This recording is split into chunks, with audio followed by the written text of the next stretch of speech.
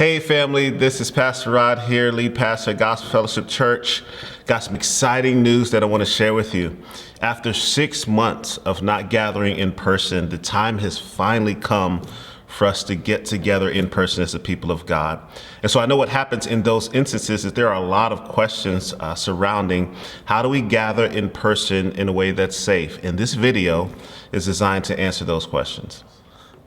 So the question is, why now?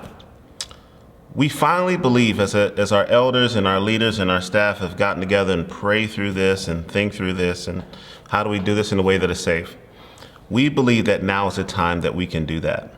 And so gathering together as a people of God is something that is a part of the body of Christ, worshiping Jesus Christ together.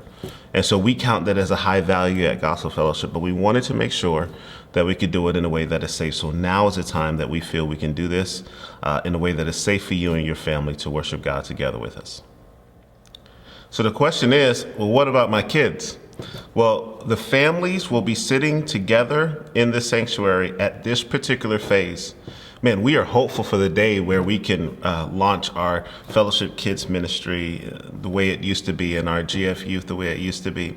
But for right now, we're going to be worshiping God together in the sanctuary until we feel that it's safe for our kids to gather in their particular areas of ministry.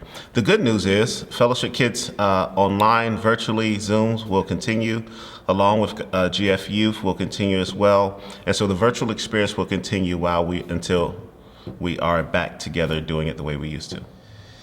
Yeah, so what are some of the precautions that Gospel Fellowship will take as we regather? As you pull into the parking lot, plenty of parking will be there. You're going to walk through our welcome tent. We'll have volunteers there to take your temperature and also to register you or to check you into the service. You do not have to pre-register, but we'll be registering you there at the welcome tent. We want to make sure that we know who's in the building. From there, you would walk into the sanctuary. Please make sure as you get on campus that you have your mask on. If you forget your mask will be provided. As well as once you enter into the sanctuary, you will be seated by our ushers, and we will make sure that everyone is respecting social distancing distances. So we want to make sure that that's happening. If you have, it could be a little bit confusing, particularly our first Sunday back, but if you have any questions, our ushers and connection team members are there to assist you.